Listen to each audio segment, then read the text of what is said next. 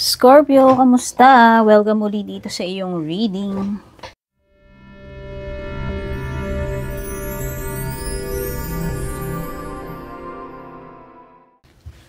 Check natin yung mga energies surrounding you or paparating sa iyo. Thank you so much, Scorpio, for dropping by. Bago ka man dito or matagal na, especially dun sa mga matagal na pabalik-balik na nanonood, sumusubaybay. Okay? Thank you rin po dun sa lahat ng mga nag-like, follow, or subscribe na. Pati na rin po dun sa mga nag-join na membership, subscription, mga bibigay ng star super thanks, mga nag-a-avail ng private reading, yung mga hindi nag-skip ng ads natin, and also dun sa mga nag-share ng readings natin, malaking tulong din po yan. Yung mga interested po sa private reading ko, palagi ko naman nilalagay po sa description yung pinaka-link sa nag-iisa at official page ko. Tap nyo lang po yan, mapupunta na po kayo sa page ko. Kung balak nyo pong mag-book, mag-inquire, kayo po mismo yung mag-message sa akin doon. Okay? Kung ano po yung nilagay ko sa link, yan lang po yung nag-iisang page ko. Wala na po ako iba. Yan lang po yung legit na purple tin na page. Okay? Check natin yung overall energy mo. Kuha tayo muna ng dalawang oracle cards.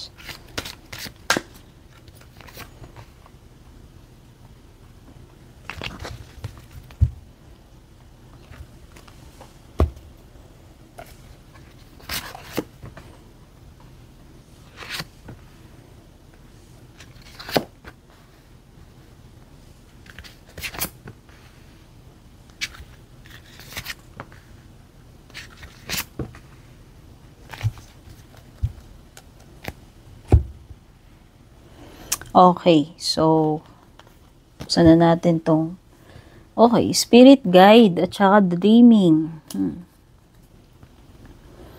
Scorpio, may importanteng message para sa iyo ang iyong spirit guide. Basta masisense mo to eh. May i-guide ka niya doon sa tamang path o kung naman itong mensahe na dapat mong malaman. I-guide ka niya papunta doon sa dapat mong malaman na yan. It could be na meron mga messages na ipinapadala ang angel or spirit guide mo sa dreams mo. Ayan. Oo. Pay attention to your dreams. Kasi pwedeng nandoon yung mga mensahe sa iyo ng iyong angel or spirit guide. Oo. Kasi may mga tao na nare-recall nila yung dreams nila very vivid. Actually, lahat tayo nagdi-dream. Sasabihin na iba, hindi ako nananaginip. Hindi. Lahat tayo nagdi-dream. Kaya lang, hindi lahat tayo nare-recall yung dream natin. So, yung iba, as soon as nagigising sila, pwedeng fresh pa yon, pwedeng may mga kumbaga nare-retain pa niya yung panaginip niya sa isip niya, pero maya-maya lang, mawawala na sa isip niya, makakalimutan niya na. So, it's important na every time we wake up, i-recall natin yung dream natin. Yung iba, nagda-diary sila, yung iba, meron silang app na ginagamit, no? Oo, yun.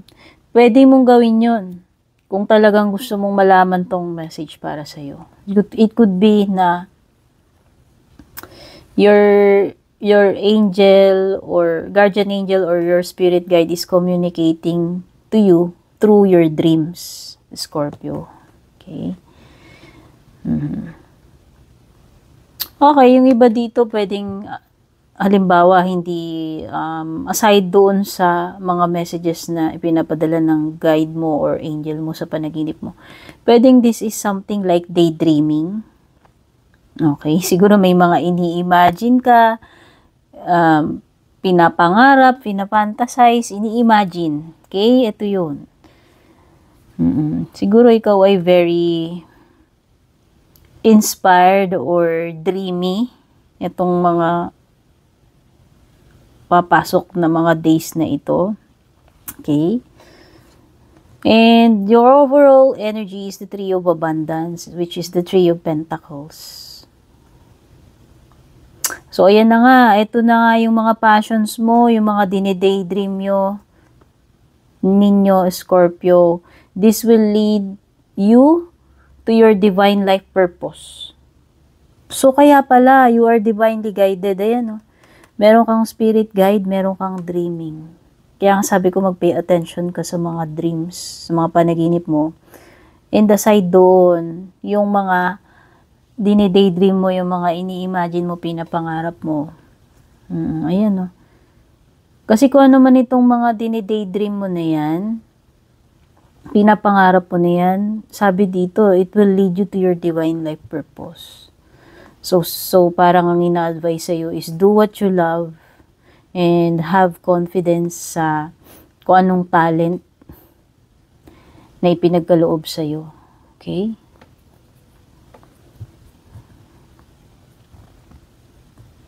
O, ayan. Pagyabanin mo, i-cultivate mo palalo. O, sabi dito, learn everything.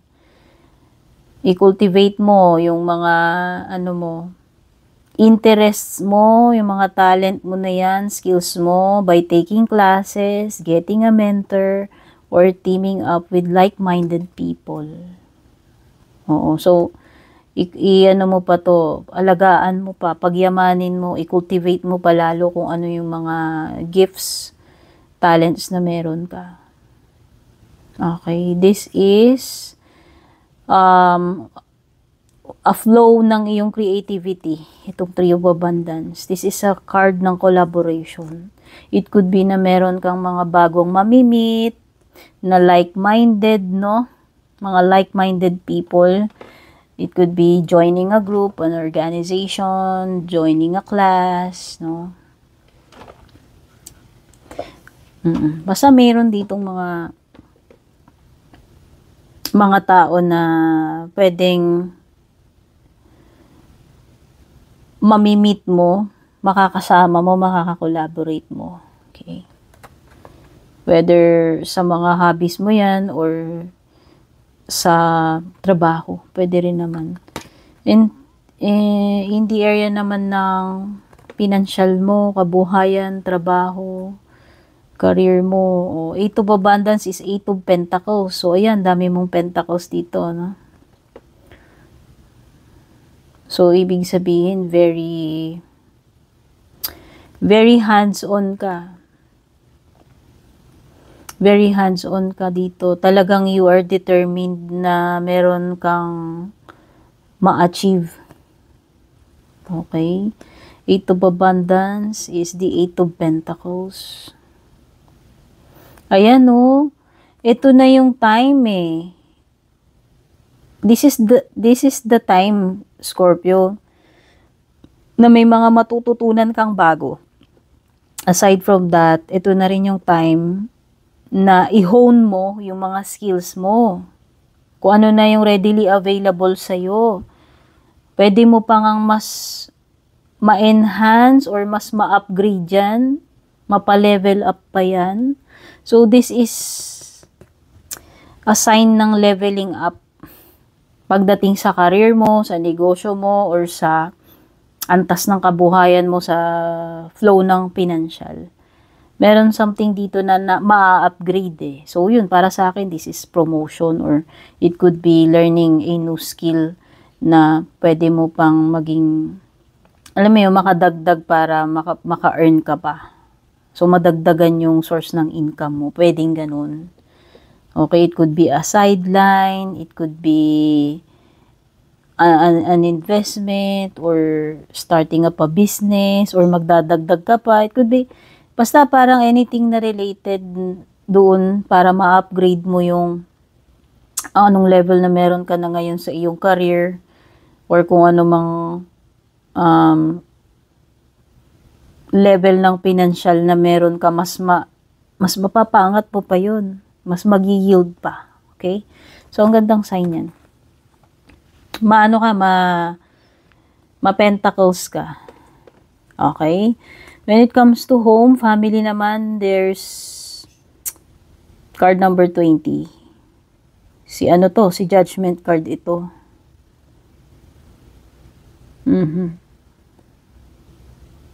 So, may pagmumuni-muni ang iba sa inyo. Parang, taon ko, siguro may mga pagmumuni-muni ka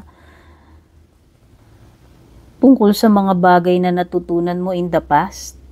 Sa mga na-experience mo, yung mga pinagdaanan mo. Nagkakaroon ka ng, ewan ko pero parang this is, sometimes para sa akin, ang intindi ko dito is parang nagmamature lalo yung isip mo. Hindi ko sinasabi na immature ka, Scorpio, baka ma-misinterpret mo ko. Parang mas lalo pang nagkakaroon ka pa lalo ng mas malalim na understanding. Okay, so ito ay parang lumilevel up yung kamalayan mo or meron kang something na nare-realize.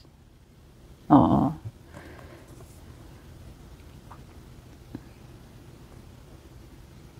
Minsan, pwedeng card dito ng na-assess mo kung ano na yung naging progress mo. Kamusta na ba, no? From then to now, ano na ba yung, alam mo yon, ina-assess mo yung progress mo. O, pwedeng, kung ito ay re-relate natin sa family, sa bahay ninyo, pwedeng ina-assess mo kamusta na ba ang pamilya namin ngayon kumpara noon. Parang ganun Parang nagkakaroon ka ng muni-muni contemplation. Kamusta na yung family namin ngayon? Layo na rin pala na narating namin. Imagine mo, dami namin pinagdaanan, yung mga ganun, na-survive namin yung ganito, ganyan. At nakita mo na rin yung naging progress, yung yung pattern, naging pagbabago ng kabuhayan ng pamilya ninyo mula noon kumpara sa ngayon. Parang gano'n, nagkakaroon ka ng contemplating or realizations pagdating dun sa mga bagay na sa aspeto ng kabuhayan ninyo, sa pamilya ninyo. Okay? And pagdating naman sa romantic connection, relationship, 7 of Thought is the 7 of Swords. Okay, maybe this person is giving you mixed signals, Scorpio.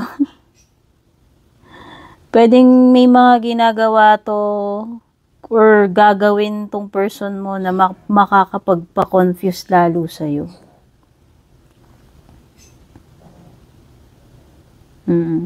Or it could be na merong situation na mangyayari na hindi mo ine-expect na lolokohin ka, i-deceive ka netong person na to.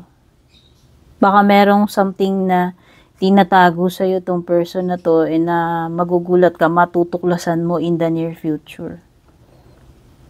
Basta, meron ditong some kind of betrayal or deception na pwedeng nangyayari na ngayon na marireveal pa lamang sa'yo in the near future. Ayan Suddenly, magkakaroon ka ng clarity tungkol dito sa betrayal na to or deception na to. Okay? Whether the truth na ito is marireveal by your angels or merong friend or ibang tao na yun yung magtitip sa'yo, magsasabi sa'yo nito tungkol dito sa something na madidiscovery mo. Or pwede rin madiscovery mo siya on your own, Scorpio. Okay, so ito ay card ng i-reveal sa'yo, yung deception na yan, betrayal, o kung ano man itong sikreto na to, kalokohan ng person mo na matutuklasan mo. Sabi nga dyan, whether matutuklasan mo sa sarili mo or magiging instrumento yung ibang tao para ma-reveal sa'yo yan.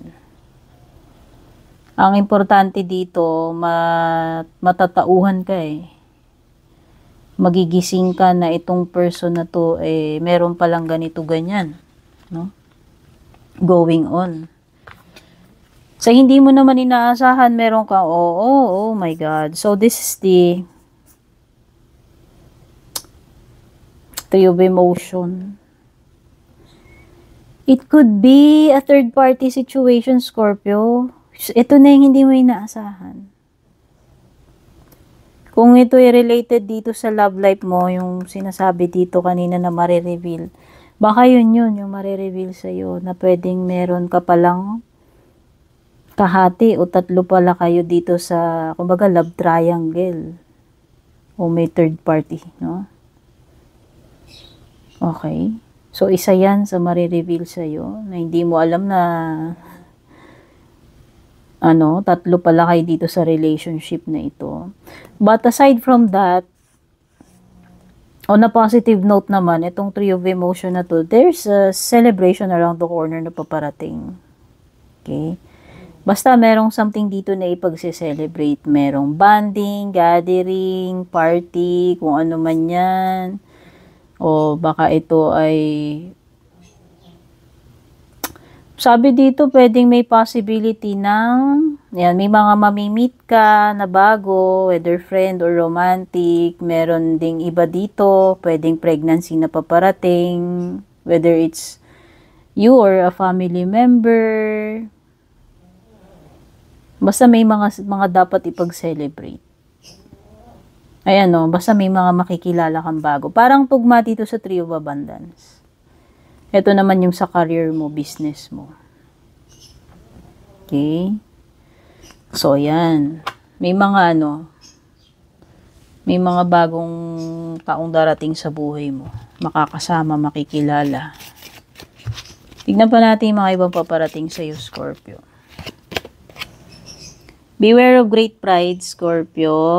This is not the time na magmatigas o pairalin yung pride mo. Or kung hindi man ikaw yung ma-pride, kung sino man tong makakaharap mo na ma-pride. Wow, may paparating na happiness. Sun card ito.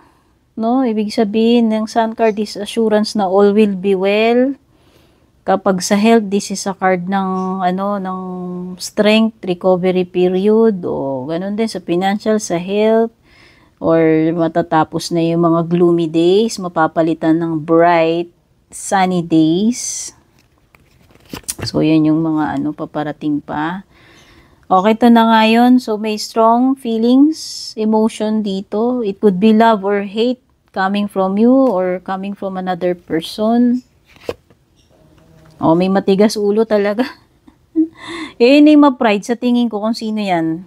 Kung hindi ikaw yan, yun yung person na nakakadil mo. Ma-pride, matigas ulo, aggressive. Happiness talaga, dalawang card na dito. Dalawang card ng matigas ulo, ma-pride.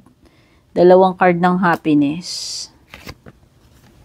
Wow, so merong upgrade talaga pagdating sa financial, material, or spiritual.